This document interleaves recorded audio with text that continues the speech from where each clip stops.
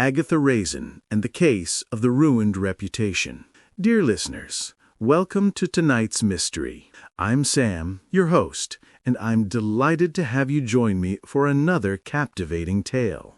Before we begin, I'd love to know, where are you listening from tonight?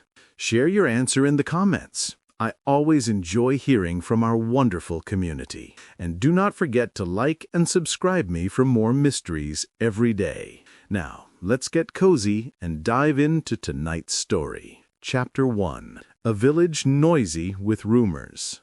Agatha Raisin returned to Carsely with the familiar mix of relief and mild irritation that always greeted her after time away. The village lane looked peaceful enough as she drove in, sunlight resting gently on cottage roofs, but something in the air felt oddly charged. She noticed it first in the way Mrs. Timpson froze mid-stride outside the post office, clutching her shopping bag as if she'd been caught stealing it. Then came the tight, eager smiles from two women lingering by the green, their eyes glinting with the unmistakable shine of fresh scandal.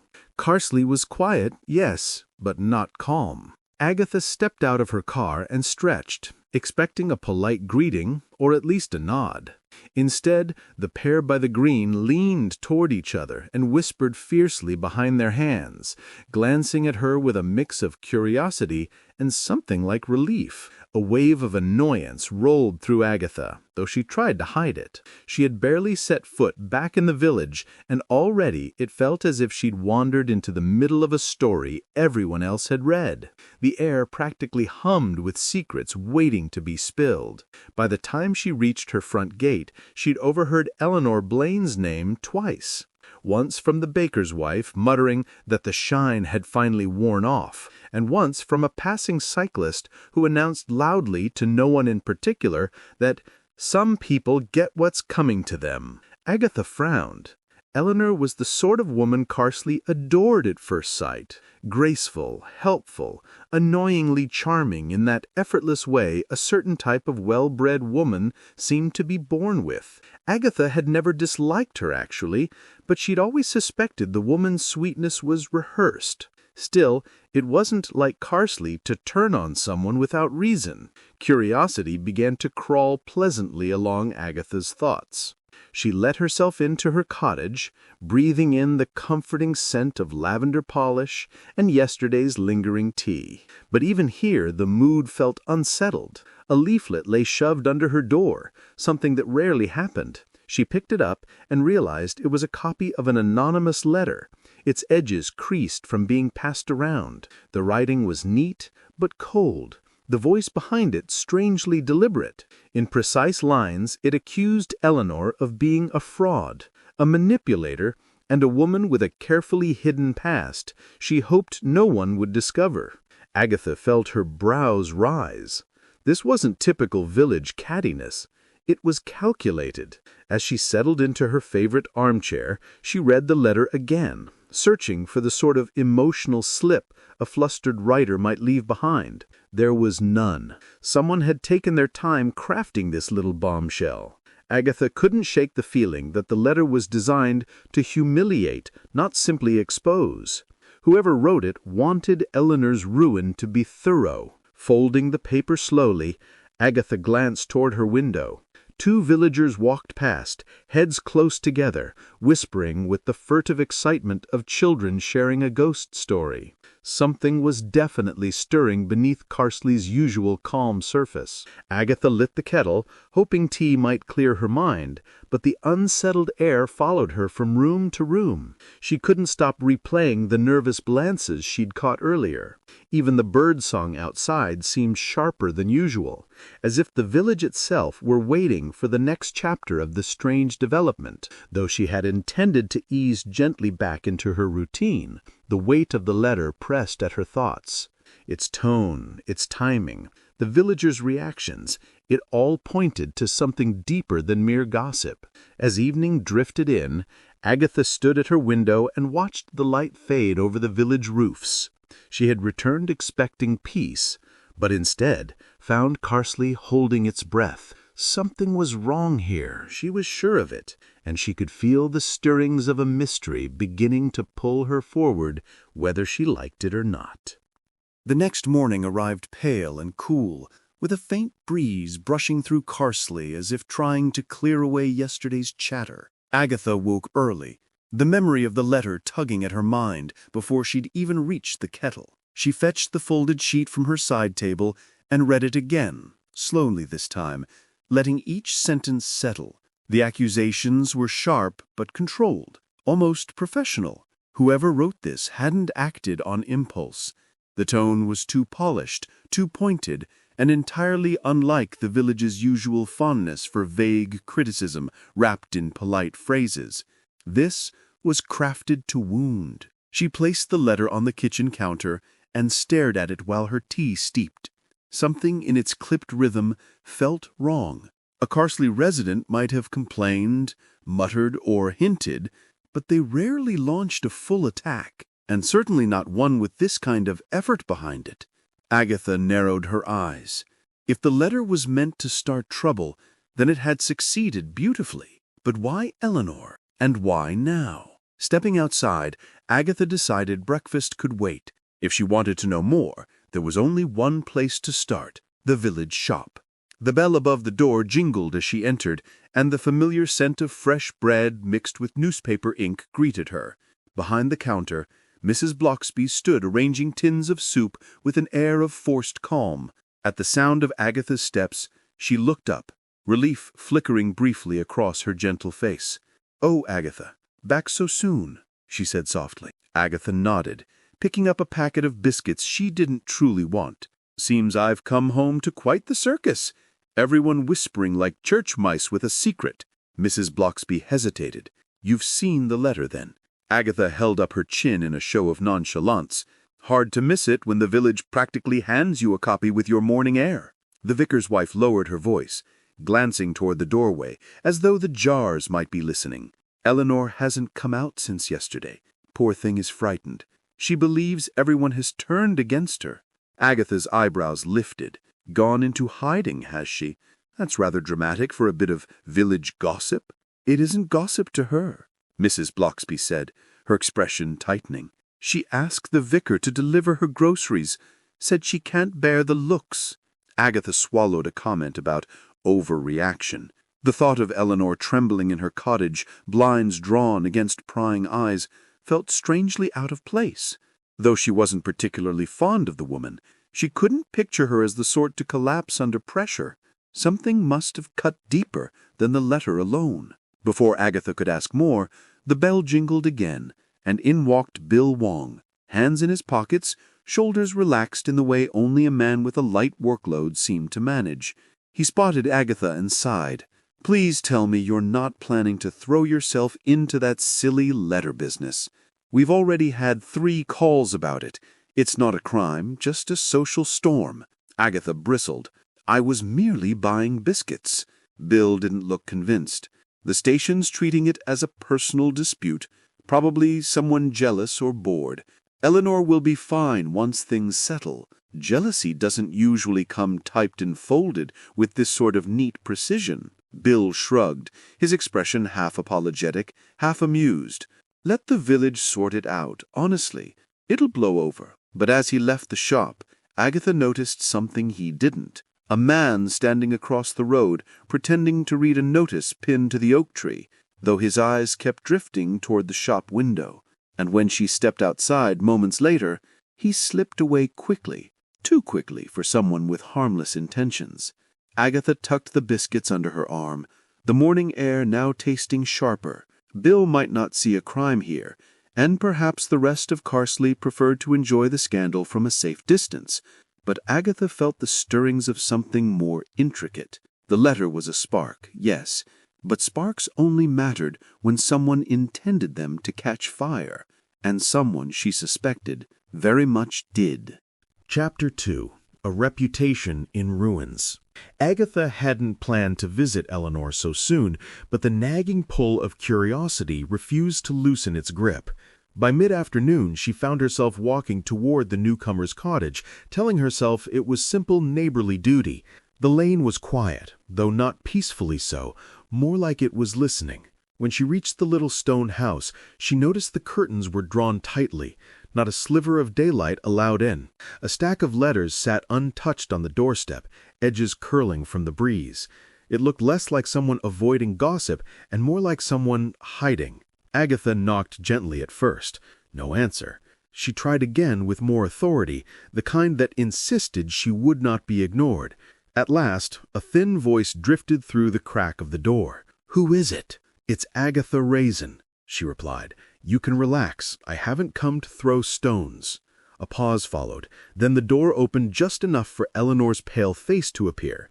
Agatha was startled by the change in her. Eleanor's usually immaculate hair was tied back hastily, her eyes red-rimmed, her expression haunted. She looked older, smaller somehow, as if worry had drained the color from her entirely. "Oh, Agatha," Eleanor whispered. "I didn't Well, no one's been by." "That's hardly surprising," Agatha said, stepping inside before Eleanor could retreat. "The village is enjoying its little scandal too much to offer comfort." Eleanor flinched at the word scandal. Agatha watched her close the door immediately, locking the bolt with quick, trembling hands. The hallway was dim, smelling faintly of stale tea and something metallic. All the windows she passed were taped along the edges with strips of newspaper, a crude attempt to block any possible view from outside. It was unsettlingly defensive. "Are you expecting an attack or simply the apocalypse?" Agatha asked, trying for lightness. Eleanor didn't laugh. "I just don't want people looking in." Agatha followed her into the sitting room, where cushions lay scattered on the floor and a half-packed suitcase slumped by the sofa. Eleanor's hands fluttered uselessly over the mess, as though she couldn't decide whether to tidy or defend herself. "You've been crying," Agatha said, settling into a chair. "I haven't slept.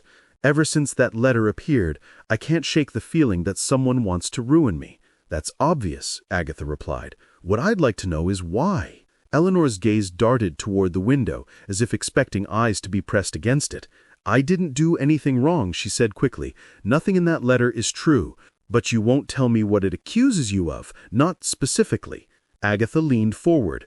"Why the secrecy? If someone's targeting you, the least you can do is be honest about what they're using against you."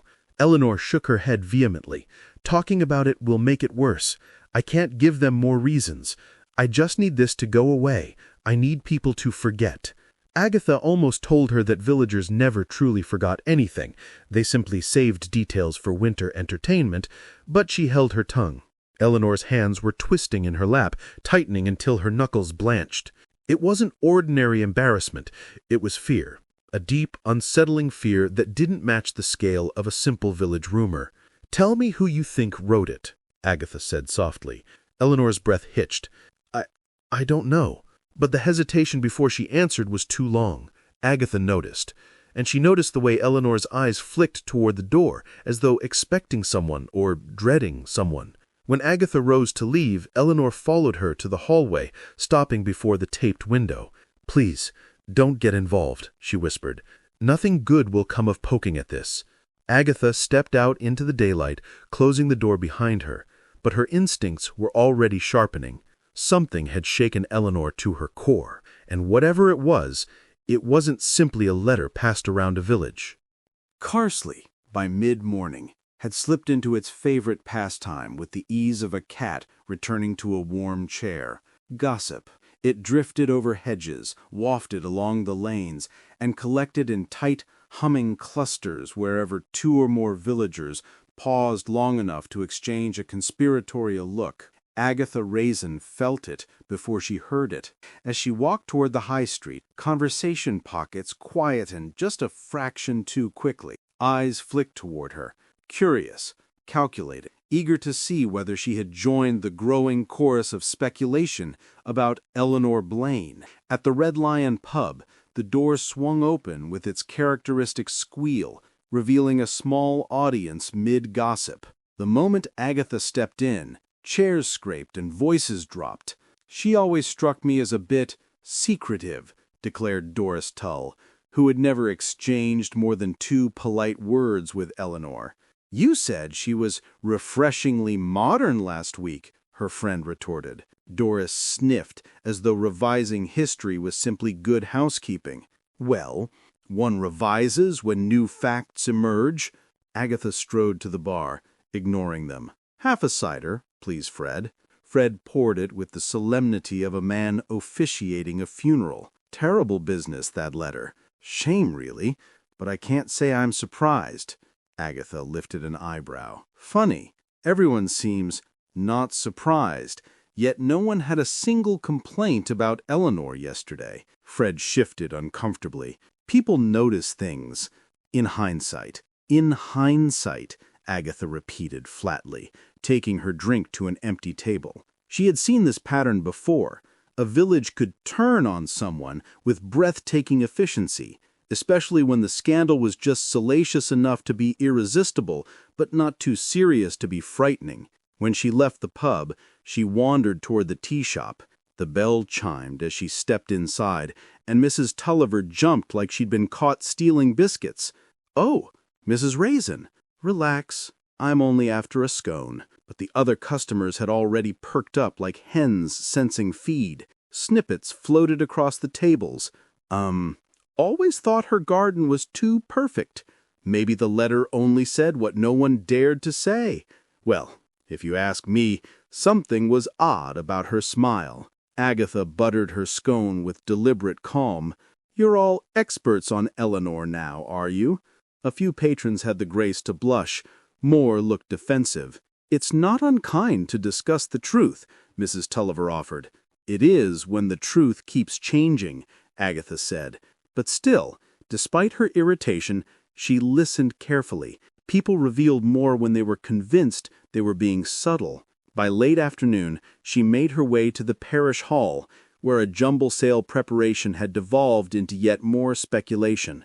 A gaggle of women clustered around the trestle tables, whispering with the fervor of schoolgirls plotting a prank. "I heard the letter came from someone well-positioned," said a flushed, tipsy Brenda Jessup, having clearly sampled the for-donation-only sherry. "Respected, even." Agatha's ears sharpened. "Respected how?" Brenda wobbled, considering. "Oh, you know, someone everyone trusts. Someone who knows things." Before Agatha could press further, Mrs. Bloxby appeared at Brenda's elbow, gently steering her away. "Perhaps that's enough for today, Brenda." Agatha caught the vicar's wife's eye. Mrs. Bloxby wore her diplomatic expression, kind, composed, but harboring a hint of unease. "Odd how the stories keep multiplying," Agatha said. "Yes," Mrs. Bloxby replied softly, "almost as if someone wants them to." That confirmed Agatha's growing suspicion. Carsely was no stranger to a good scandal, but this had a guiding hand, a tone, a rhythm. Someone was conducting the village like an orchestra. As she stepped back into the cool evening air, she glanced over the rooftops of the village. She knew better than most. Carsely was humming with excitement, but beneath it, she sensed a quiet tension, a subtle, unseen tug pulling the community in a direction it didn't fully understand. A conductor, indeed. And Agatha intended to find out who was holding the baton.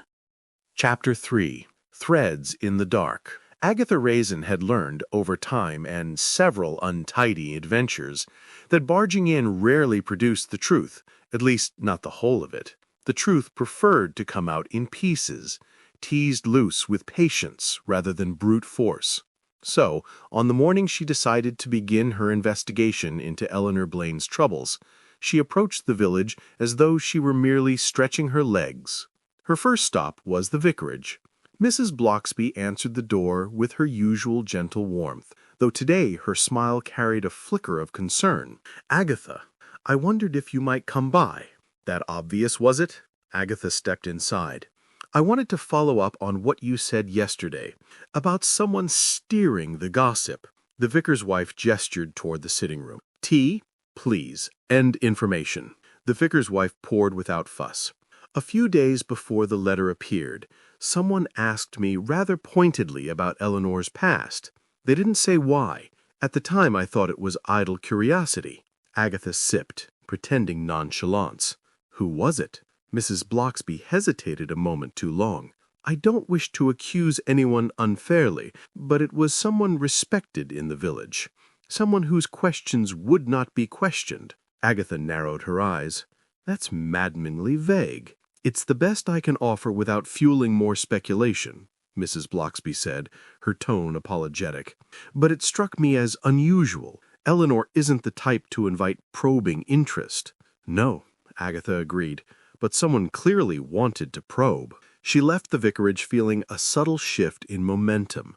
A respected figure asking about Eleanor's past aligned a little too neatly with Brenda Jessup's drunken slip. Someone was digging long before the letter surfaced. Next, Agatha walked toward Eleanor's cottage. The lane was quiet, the air crisp, and faintly scented with damp leaves.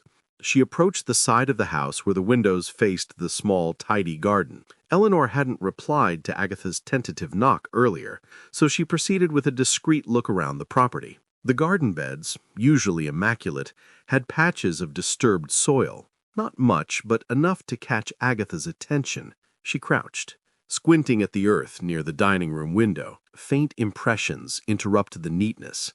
A pair of footprints, half erased by recent weather. Not large, not deep, but definitely human. Agatha felt a slow prickle along her neck. Someone had been here. Someone close enough to peer through a window. She straightened, brushing soil from her hands. Eleanor's fear now seemed less like melodrama and more like caution.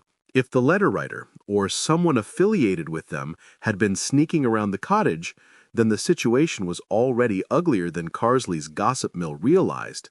Agatha stepped back onto the path, considering her next move, when her mobile rang. The display flashed a familiar name, Roy Silver. She answered with a sigh. Roy, this is not a good time. Darling, it's always a good time when I call.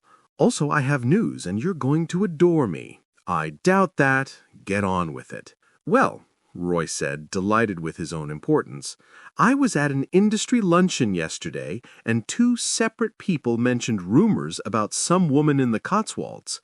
Eleanor Blaine, I think. Apparently her glossy reputation isn't so glossy anymore. Agatha stopped walking. How on earth did gossip from Carsely reach London? Isn't that what small village scandals do? They travel. And these weren't random nobodies talking either. Someone's been whispering quite enthusiastically, Agatha said. Roy, keep your ears open and don't embellish anything. Me? Embellish? How dare you? Roy huffed. Call me later and tell me everything. Agatha hung up, exhaling. The web around Eleanor was wider than she had thought. Someone was not merely humiliating her locally, they were shaping a narrative across counties. As Agatha walked back toward her cottage, her instinct sharpened with renewed purpose. Spying footprints, a mysterious inquiry about Eleanor's past, and rumors leaping to London. These were not threads of coincidence. They were threads in the dark, and Agatha intended to follow every last one. Agatha Raisin had a talent for worrying at loose threads until they gave way, and Eleanor Blaine's past now looked like the next one ready to unravel. Still, some things were easier with help, and so she phoned Charles Fraith. He arrived at her cottage an hour later, wearing an expression of mild boredom and a coat too elegant for anything involving dusty files. "You sounded urgent," he said, stepping inside. "I assumed you needed rescuing from your own cooking." "Don't be ridiculous," Agatha said, though she privately conceded her attempts at lunch had been disastrous. "I need your help searching records, official ones." "Involving Eleanor Blaine, I presume?" "Of course." Agatha grabbed her handbag. "There's something in her past. Not a scandal, exactly. More like a misplaced pebble someone is pretending is a boulder." Charles raised an eyebrow. "Do try to speak like a normal person." "Off we go, then." They drove to the nearest town with a public records office, Charles yawning theatrically, while Agatha marched with purpose. She explained the situation to the clerk with brisk charm, leaving out anything too colorful. After a short wait, they were shown to an archive room with metal drawers, the kind that hummed faintly with age. Agatha began leafing through digital records while Charles handled the physical ones, mostly to keep him occupied. After a few uneventful minutes, he spoke. "Here's something. Eleanor Blaine, previously Eleanor Trent, worked for a London-based charity about 8 years back. That hardly sounds scandalous. Wait." He tapped the page. "This charity experienced financial confusion, funds misallocated, not stolen. An audit was performed, no criminal charges. Looks like poor management rather than anything sinister." Agatha leaned closer. "Was Eleanor involved?" "Only peripherally. A junior administrator. Her name isn't tied to wrongdoing." "That won't matter to someone determined to cause harm," Agatha muttered. "A skilled liar takes a grain of truth and grows an orchard of nonsense." Charles hummed agreement. "Still, this seems flimsy fuel for a full-blown reputation attack." "It does, which is exactly why it bothers me." Agatha scrolled through additional documents, hunting for anything that might offer clarity, but the deeper they looked, the thinner the story became. Eleanor had left the charity shortly after the audit, a reasonable decision for anyone wanting distance from administrative chaos. Her record since then was spotless. "So," Charles said, leaning back, "someone has revived a dead ember and is pretending it's a raging fire." "Yes." Agatha closed the file. "And they want everyone in Carsely to smell the smoke." Charles regarded her with an amused tilt of his head. "You're enjoying yourself." "No, I'm not," Agatha snapped, far too quickly. "This is about fairness." "I see," Charles replied, entirely unconvinced. They drove to the nearest town with a public records office, Charles yawning theatrically while Agatha marched with purpose. She explained the situation to the clerk with brisk charm, leaving out anything too colorful. After a short wait, they were shown to an archive room with metal drawers, the kind that hummed faintly with age. Agatha began leafing through digital records while Charles handled the physical ones, mostly to keep him occupied. After a few uneventful minutes, he spoke. "Here's something. Eleanor Blaine, previously Eleanor Trent, worked for a London-based charity about 8 years back. That hardly sounds scandalous. Wait." He tapped the page. "This charity experienced financial confusion, funds misallocated, not stolen. An audit was performed, no criminal charges. Looks like poor management rather than anything sinister." Agatha leaned closer. "Was Eleanor involved?" "Only peripherally. A junior administrator. Her name isn't tied to wrongdoing." "That won't matter to someone determined to cause harm," Agatha muttered. "A skilled liar takes a grain of truth and grows an orchard of nonsense." Charles hummed agreement. "Still, this seems flimsy fuel for a full-blown reputation attack." "It does, which is exactly why it bothers me." Agatha scrolled through additional documents, hunting for anything that might offer clarity, but the deeper they looked, the thinner the story became. Eleanor had left the charity shortly after the audit, a reasonable decision for anyone wanting distance from administrative chaos. Her record since then was spotless. "So," Charles said, leaning back, "someone has revived a dead ember and is pretending it's a raging fire." "Yes." Agatha closed the file. "And they want everyone in Carsely to smell the smoke."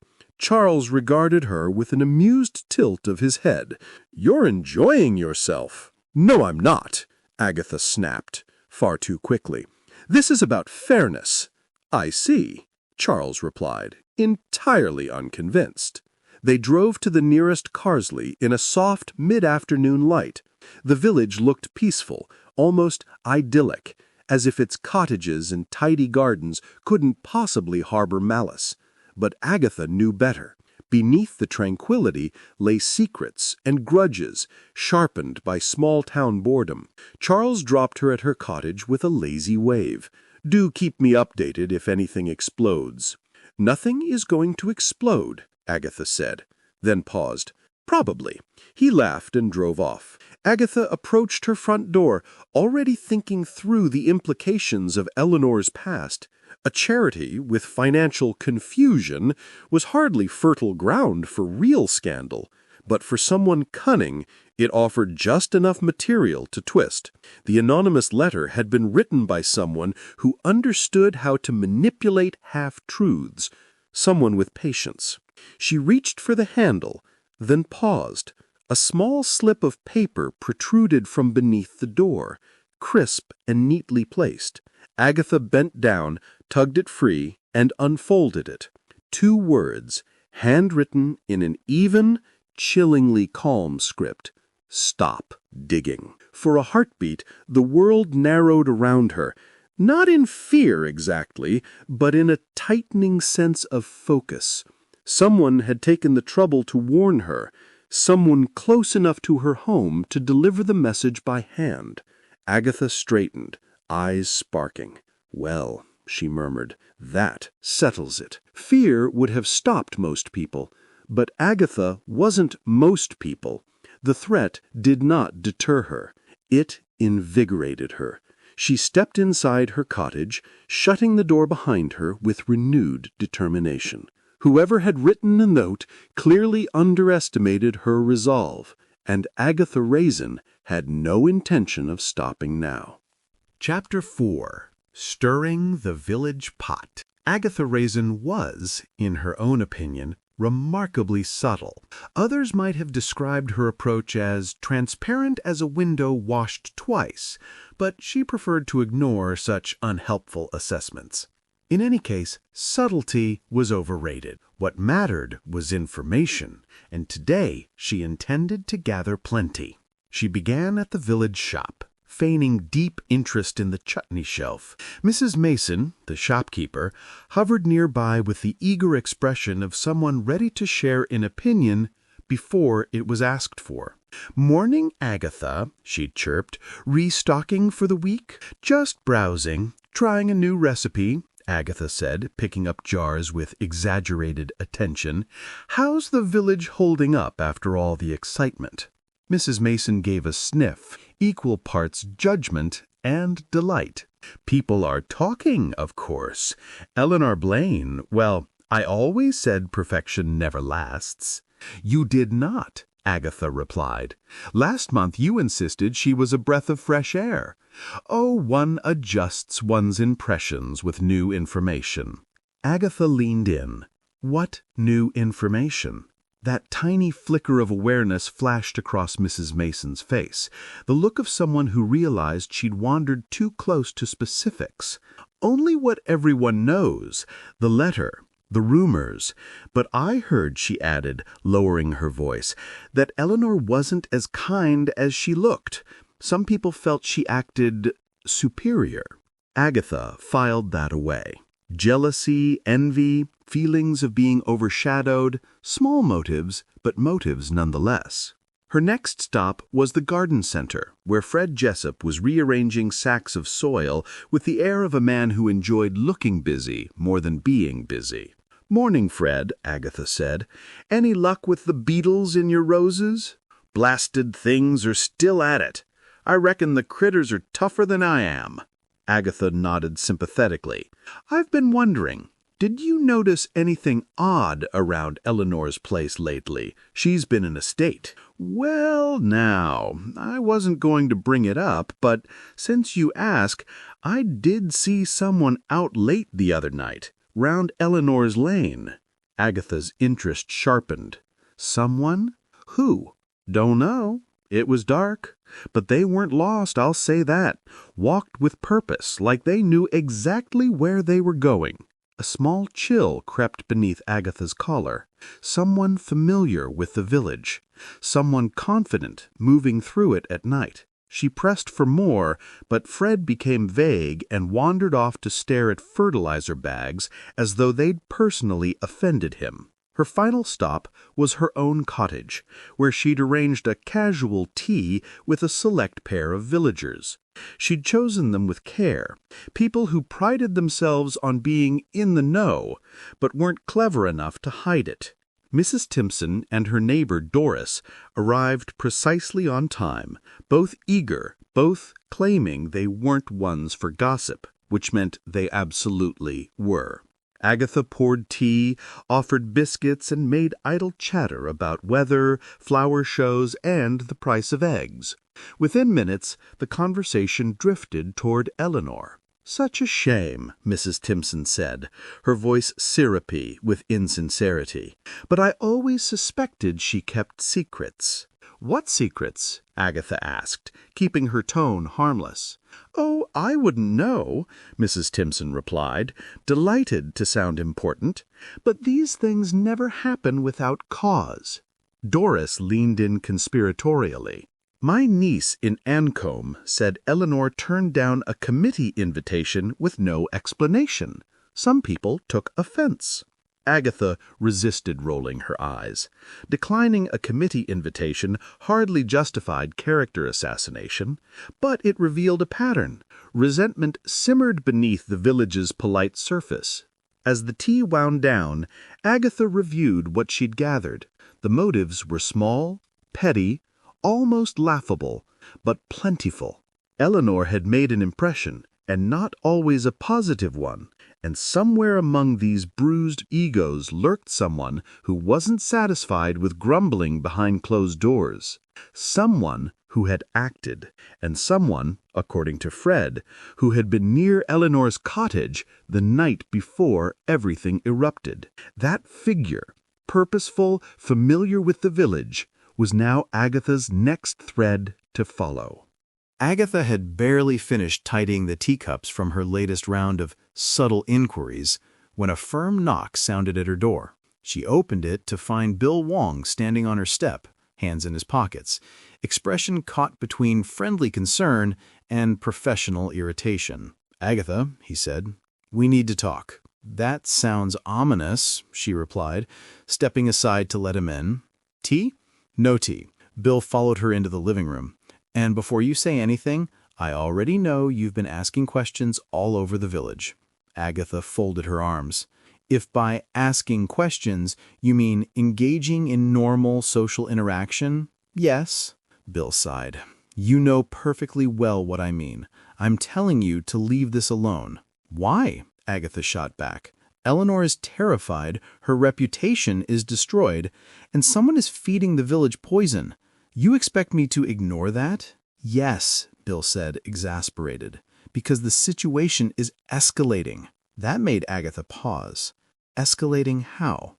Bill hesitated, glancing toward the window as if checking for eavesdroppers. "A second letter surfaced this morning?" "Not like the first.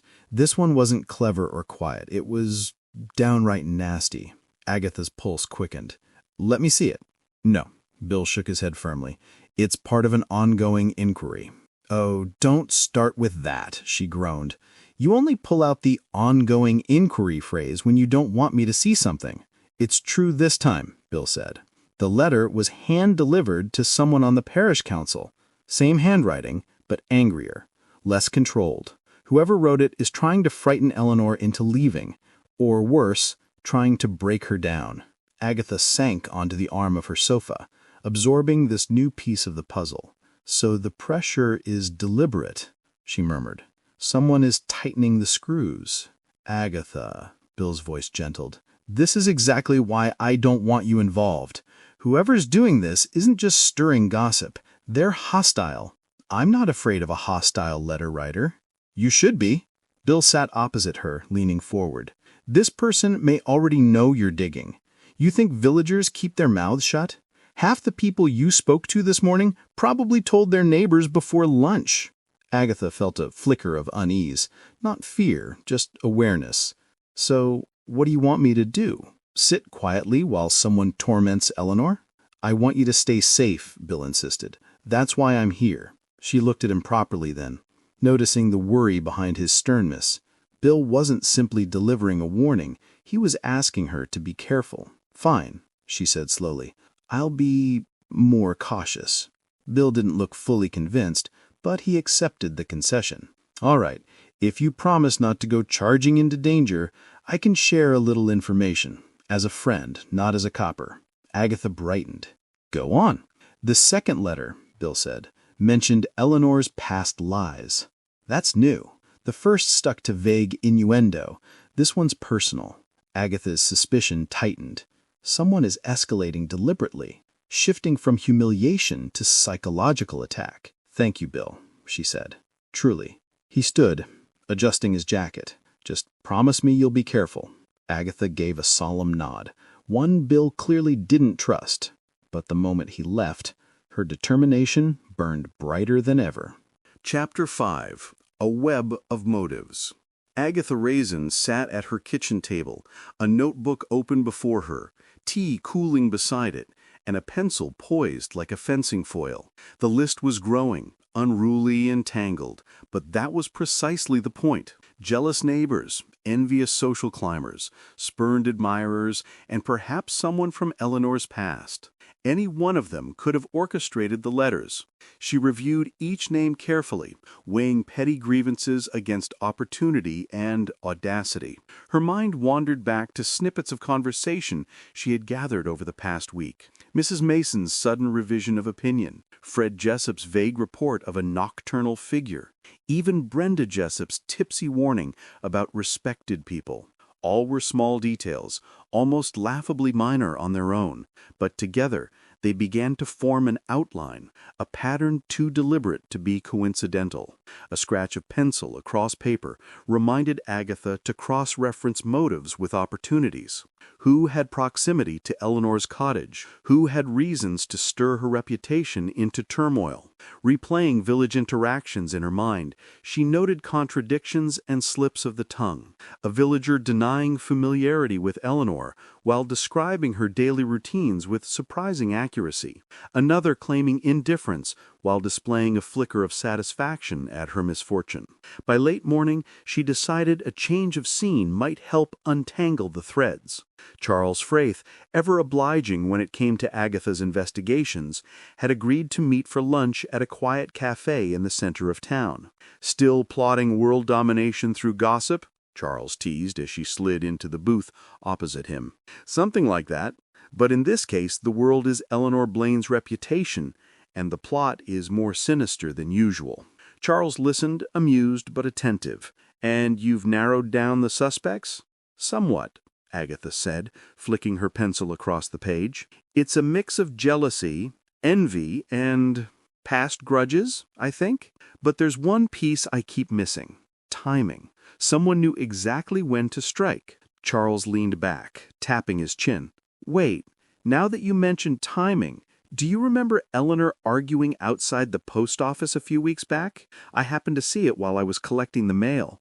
She was quite upset, and whoever she was talking to looked angry enough to hold a grudge. Agatha froze mid-sip, eyes narrowing. Outside the post office? Weeks ago? Exactly. I didn't think much of it at the time. Just two people having a disagreement. But in light of these letters... He let the implication hang. Agatha's mind whirled. This wasn't merely village politics or casual envy. Someone had a personal grudge, something that simmered quietly and then exploded in carefully delivered humiliation. Jealousy alone didn't explain the anonymous letters or the deliberate intimidation. She jotted a note at the bottom of her page. Check Eleanor's known associates. Cross-reference post office argument. Potential personal vendetta. The lunch continued with lighter conversation, but Agatha's thoughts stayed firmly anchored on the new direction. A personal grievance, hidden beneath polite smiles and cultivated charm, could explain the precision, the timing, and the escalating severity. By the time the cafe emptied of other patrons, Agatha had a sharper vision of her suspect list. Each name now carried potential motive, opportunity, and, most importantly, a reason to make Eleanor's life miserable. The tangled web of jealousy and resentment was beginning to reveal a thread that could lead straight to the person behind it. Agatha arrived at Eleanor's cottage in the late afternoon, the sky a soft wash of gold fading into gray. She had expected unease, but what she found exceeded even her cautious imagination. Eleanor was pacing the sitting room, windows still taped for privacy, a scarf pulled tightly around her shoulders despite the warmth of the day. Her hands trembled slightly, and her gaze flitted repeatedly toward the door, as though expecting someone, or fearing someone. "Eleanor," Agatha said gently, settling into a nearby chair, "I've come to check on you." Eleanor flinched, but she didn't retreat. Her voice was low and quivering. "Agatha, I can't do this anymore. The letters, the whispers, the looks, I feel watched everywhere. I can't stay here. I think I need to leave Carsely, perhaps forever." Agatha kept her tone calm. "You're not alone. I'm here, and I promise I will help. But I need you to be honest with me." Eleanor's lips pressed into a thin line. She hesitated, then finally spoke, her words spilling out in a rush. "Years ago, when I lived in London, there was a man, a persistent admirer. I rejected him. I thought that was the end of it. But he didn't take it well. I thought I was safe here, far from that life. But now, I fear he may have followed me." Agatha listened carefully, letting the confession settle. The puzzle pieces were starting to click. The escalating letters, the precision, the malicious tone, they all suggested someone with personal knowledge and determination. Yet as Eleanor spoke, Agatha noticed gaps. Important details remained unspoken. The man's name, the extent of his reaction, how she knew he could reach her. "Do you have any reason to think he's in Carsely?" Agatha asked, her voice steady. "I don't know. But the letters, the way people look, it feels like someone orchestrated it, deliberately." "I understand. It's frightening, yes. But fear alone doesn't give him power over you. We'll find out who is behind this." Eleanor sank into a chair, covering her face with trembling hands. "I don't even know where to begin. Everything about this village used to feel safe. Now I can't trust anyone." "Then start with one thing," Agatha said gently. "Let me handle the investigation. You stay safe. Let me untangle this." She reached across, placing a reassuring hand on Eleanor's arm. "You don't have to face this alone. I promise you, we will stop whoever is behind these letters." Eleanor looked up, her eyes wide but glimmering with fragile hope. "Do you really think you can?" Agatha smiled softly. "I know I can. And if I can't, I'll at least make them regret ever trying." For a long moment, Eleanor's shoulders relaxed, the tension in her jaw easing slightly. She hadn't shared everything, Agatha could feel it, but the fragment she had revealed was enough to point toward a personal vendetta, not just idle village malice. As Agatha rose to leave, she glanced around the dimly lit room, noting the closed windows, the unopened mail, and the sense of careful paranoia lingering in every corner. The challenge ahead was clear. Whoever had followed Eleanor or chosen to torment her now was deliberate, clever, and dangerously persistent. But Agatha's resolve had never been stronger. She would uncover the truth, protect Eleanor, and unravel the web of secrets that had taken root in Carsely, and she would start, quietly but surely, from the very next day. Chapter 6. Closing in. Agatha Raisin sat at her kitchen table with an array of papers spread before her like a map of some secret battlefield. Notes, letters, and scribbled timelines interlaced with her own observations, forming a tangled network of motives, opportunities, and suspicions. Charles Fraith leaned over the edge of the table, carefully examining a flowchart Agatha had constructed with painstaking precision. "Look at this," she said, pointing at a series of dates and events.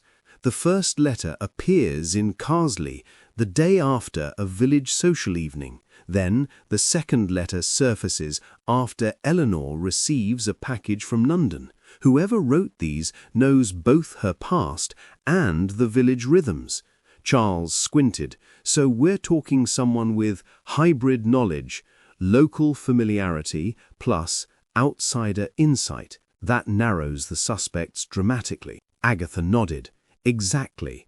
Someone either from Carsely with access to Eleanor's old life, or someone from Eleanor's past who has learned our village intimately. They spent the next hour reconstructing a timeline of Eleanor's movements, village events, and known interactions. Agatha moved sticky notes across the table, creating a visual pattern of opportunity versus motive. Charles made occasional notes in his neat handwriting, occasionally raising his eyebrows at Agatha's leaps of logic. "The village gossip alone isn't enough," Agatha murmured, more to herself than to Charles.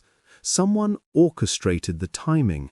Someone deliberately planted the letters to coincide with Eleanor's public appearances. Whoever it is, they're studying her, watching her routines. Charles leaned back in his chair, tapping a pen against his lips.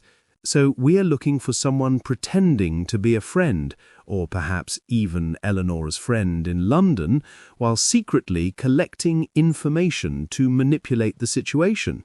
"Exactly," Agatha said, satisfaction creeping into her voice.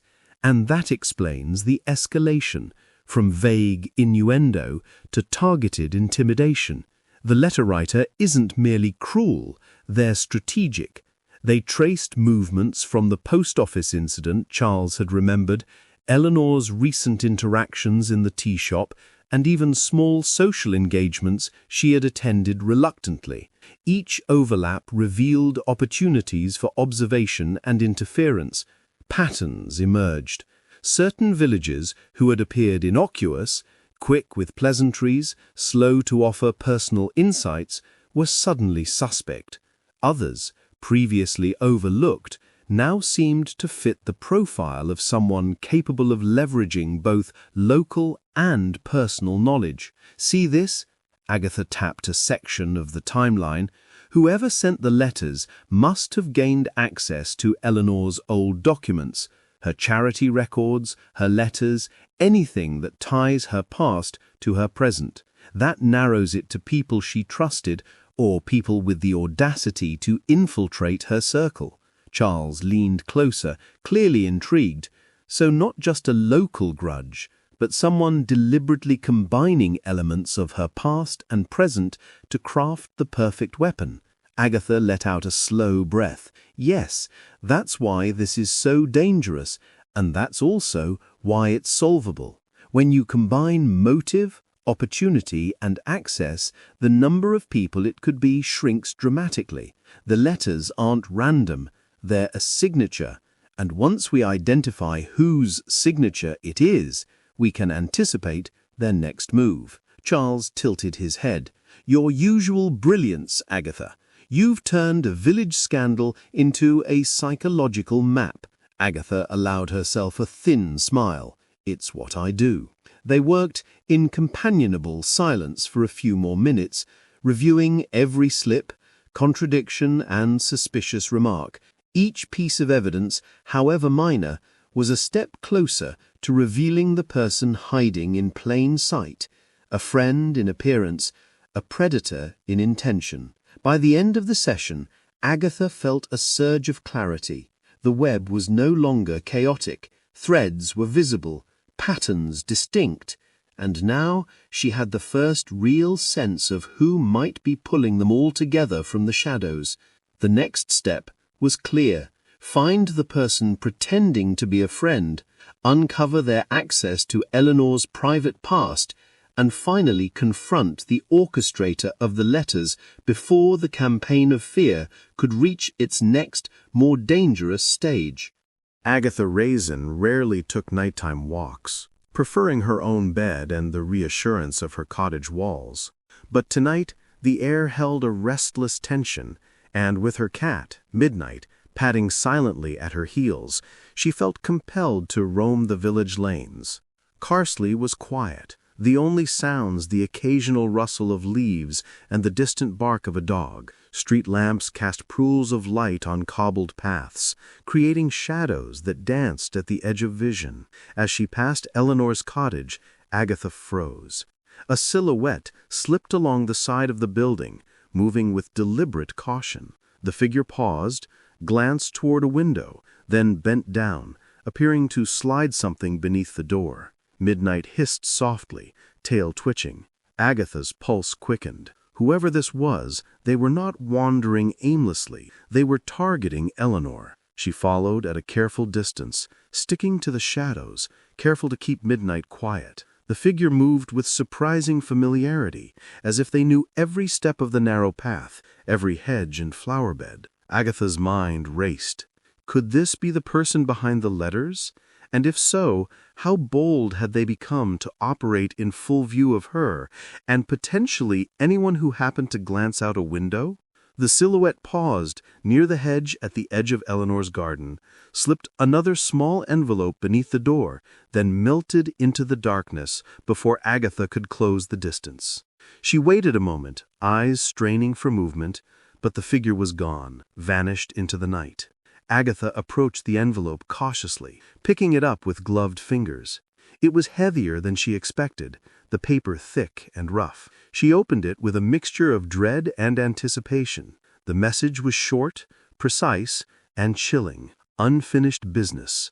We are not done. The handwriting matched the earlier letters, taunting, controlled, deliberately provocative. Agatha felt a shiver of recognition. This was no random act of malice.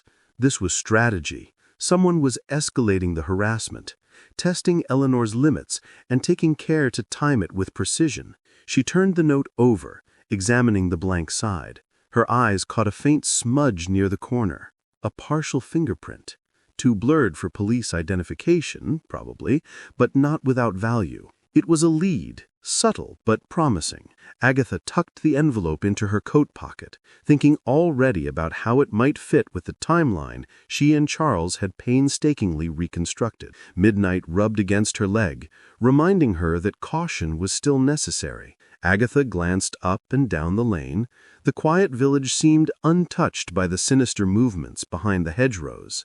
Yet now she knew the truth. The harassment was deliberate, targeted, and escalating. Returning home, Agatha felt the familiar stirrings of determination. Whoever had delivered this note had underestimated her vigilance. Whoever had thought the shadows would conceal their movements had miscalculated. Carsely might sleep peacefully tonight, but Agatha's mind was wide awake, plotting the next step, the next connection, the next careful move in unraveling the person who had turned Eleanor's life into a stage for fear. Chapter 7. The Mask Comes Off. Agatha Raisin began her day with deliberate purpose, straightening the papers on her kitchen table and reviewing her notes. Today, she would confront the suspects she had painstakingly narrowed down. It wasn't aggression that guided her. It was observation, subtle questioning, and the gentle pressure of presence. Some might have called it detective work. Others, village meddling. Agatha preferred the first term. Her first visit was to Mrs. Timpson, who greeted her with an eager smile that didn't reach her eyes. Tea poured, biscuits offered, and Agatha launched her inquiries gently, discussing village routines, garden pests, and committee events. Mrs. Timpson's voice was smooth, practiced, but her eyes flicked nervously whenever Eleanor's name arose. Everyone's been so surprised by, well, everything, Mrs. Timpson said. Her words clipped. Surprised or curious? Agatha echoed. Mrs. Timpson faltered, adjusting a napkin. I just meant curiosity. Agatha made a careful note of the slip. Nothing definitive yet, but it was the first crack in an otherwise polite facade. Next, she moved on to Fred Jessup. His front garden looked immaculate, but his answers were evasive, a careful dance around Eleanor's name. He mentioned seeing figures around the village at odd hours, yet the details were hazy, almost rehearsed. Agatha nodded, silently filing it away. By mid-afternoon, she was ready for the final and most promising interview. She knocked on the door of Beatrice Langley, a woman whose manner had seemed outwardly kind, but whose earlier remarks had contained subtle traces of envy. Beatrice opened the door, surprised to see Agatha alone. "I thought you might call," Beatrice said, her voice light. "Do come in." Agatha stepped inside, noting the meticulous order of the sitting room. She offered tea, and they sat opposite one another. Agatha spoke of village events in general, letting conversation meander. Then, carefully, she brought Eleanor into the discussion. Beatrice stiffened slightly, the teacup trembling in her hands.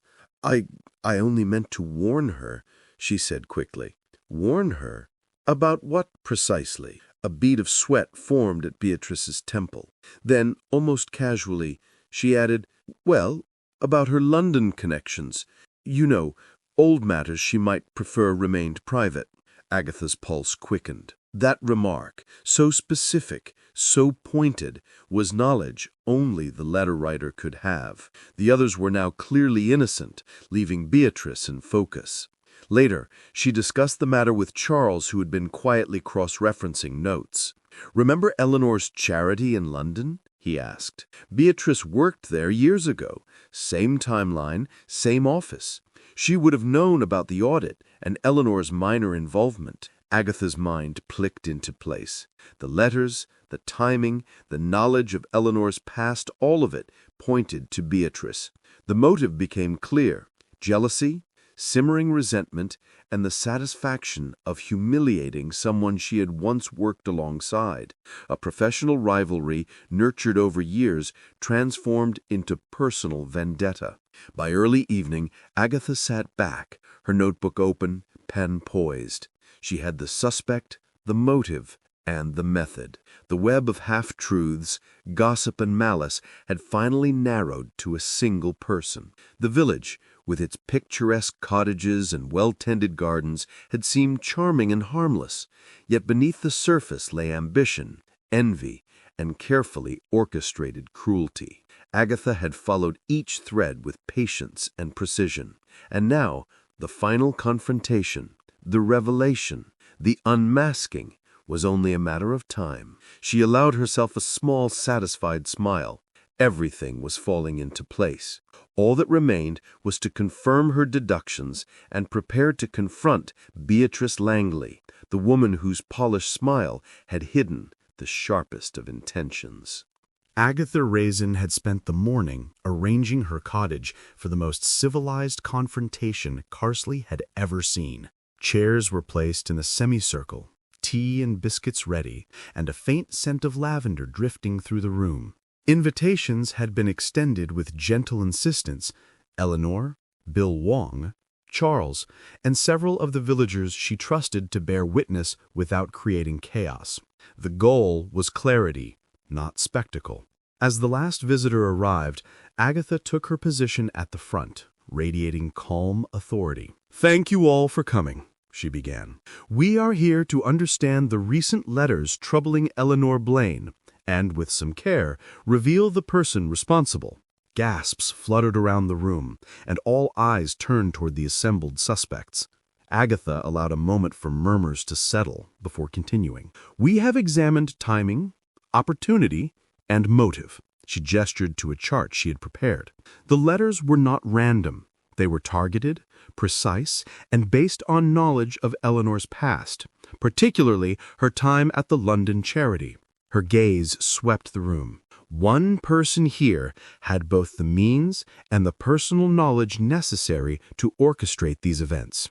She paused, letting the weight of her words settle. Beatrice Langley shifted in her seat, fingers twisting nervously in her lap. Agatha smiled slightly. "Yes, Beatrice. Your past connection with Eleanor's charity explains your access to information. Your interactions here in Carsely provided the means to time and place these letters effectively." Beatrice's face paled. I didn't mean to," she began, voice quivering, but Agatha held up a hand. "Intent matters, yes, but so does the effect. The letters were designed to intimidate, to humiliate, and to exploit Eleanor's reputation. Your own insecurities, your feeling of being overshadowed by her effortless popularity, motivated actions that now have caused significant distress." A faint tremor passed through Beatrice.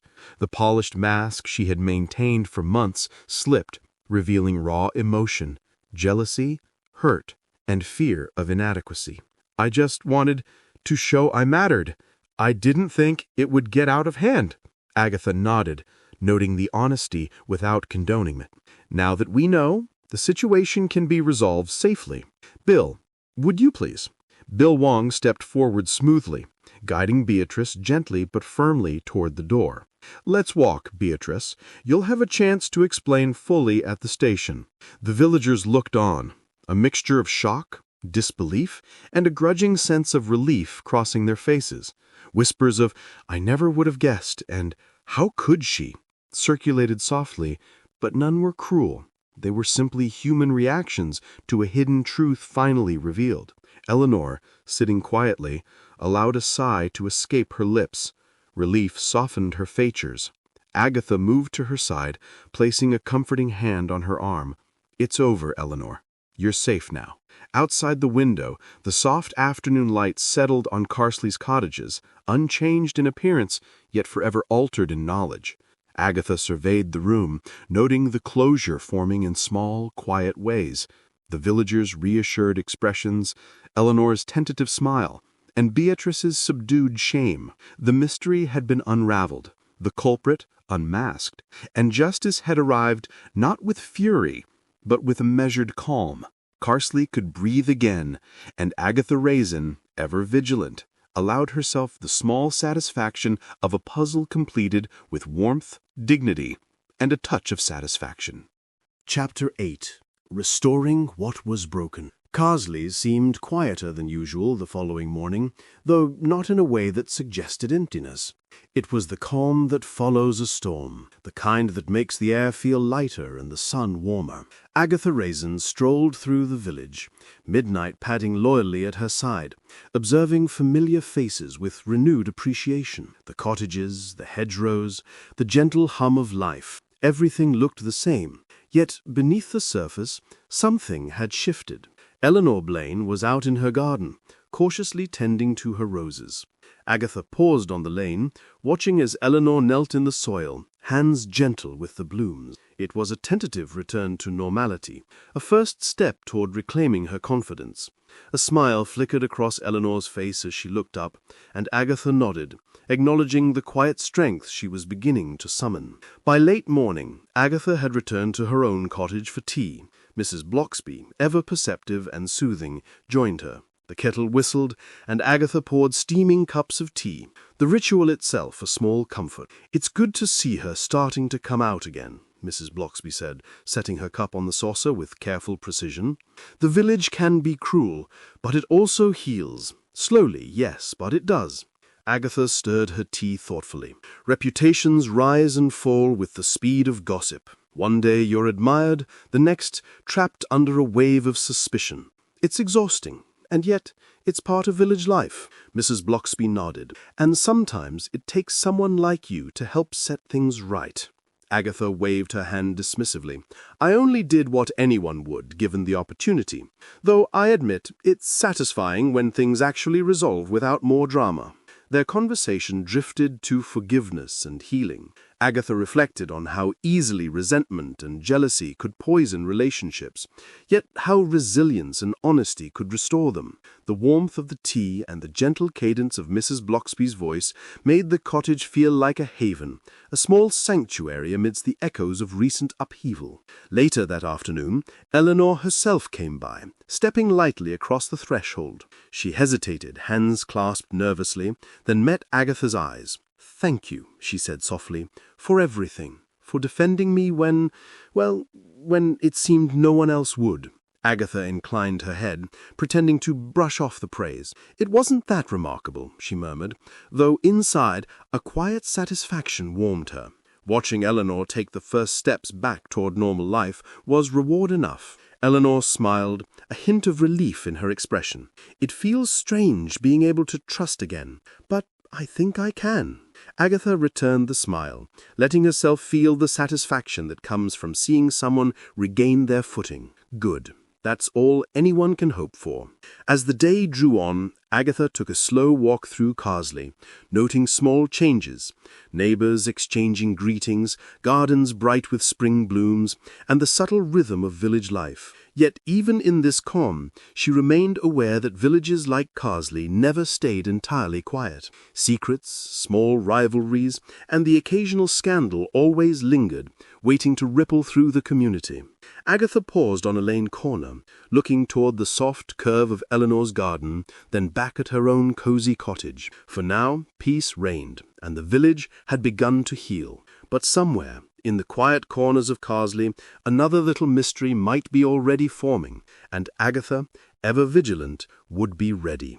With that thought, she returned home, letting the comforting routine of tea, warmth, and familiar sights carry her through the afternoon. The letters had ceased, the culprit had been revealed, and Eleanor had begun to reclaim her life. The village was at last resting, and so, for now, could Agatha Raisin. Agatha Raisin sank into the well-worn armchair by her fireplace, the warmth of the flames radiating through her cottage. A kettle simmered quietly on the stove, sending a faint wisp of steam into the air. Midnight, her sleek black cat, curled up at her feet, purring with contentment. For the first time in many tense weeks, Carsely felt safe, and Agatha allowed herself to bask in the satisfaction of a mystery solved. She leaned back, stirring her tea absent-mindedly, letting her mind drift over the events of the past weeks. Eleanor was recovering, Beatrice Langley had been confronted, and the letters that had brought the village to a simmering boil were now nothing more than folded paper in a drawer. Agatha smiled softly. There was something deeply satisfying about seeing justice tempered with calm, about knowing she had guided events toward resolution without unnecessary drama. Midnight lifted her head, ears twitching, and Agatha followed her gaze toward the window. Outside, Carsely's cottages glowed under the soft light of street lamps, hedgerows casting long, gentle shadows. Everything was still, perfectly still. Just as she was about to set her tea down and consider retiring for the night, her phone buzzed. She groaned, half annoyed at the intrusion and half curious. On the screen was Roy Silver's name. "Roy," she said, answering with a mixture of exasperation and anticipation. "Roy, I hope you're sitting comfortably, because I've come across something odd in Fairford, just outside your jurisdiction." Agatha sat upright, the spark of alertness almost instantly. "Odd how?" "Vague reports of disappearances. Nothing serious yet, but unusual behavior. You might want to take a look." Agatha groaned again, this time with a grin tugging at the corners of her mouth. "You really do know how to pick the perfect moment for a call, Roy." "I do try," he said, amused. "Anyway, don't be late. I'll gather what I can and meet you there if you decide to investigate." Agatha hung up, her heart racing with the familiar thrill of a new puzzle. The cottage was warm, the village calm, but Agatha's curiosity and appetite for adventure had been rekindled. The case in Carsely was closed, but the world and neighboring villages still held secrets. She glanced at Midnight, who blinked slowly as if to say, "Here we go again." Agatha chuckled, giving her cat a gentle scratch behind the ears. There was a cozy satisfaction in the moment, the calm before the inevitable spark of the next mystery. Drawing the curtains, she let her eyes linger on the softly lit streets of Carsely. The village exhaled, untroubled by letters, whispers, or hidden agendas. For now, everything was peaceful. But somewhere, just beyond the hedgerows, or around a distant corner, another secret stirred. Agatha smiled to herself, slipping a fresh notebook from the side table. She poured another cup of tea, settled back in her chair, and allowed the warmth of the fire and the quiet thrill of possibility to fill the room. Carsely slept under the evening glow, safe, calm, and serene. Yet Agatha Raisin, ever vigilant, already felt the pull of the next adventure waiting just over the horizon.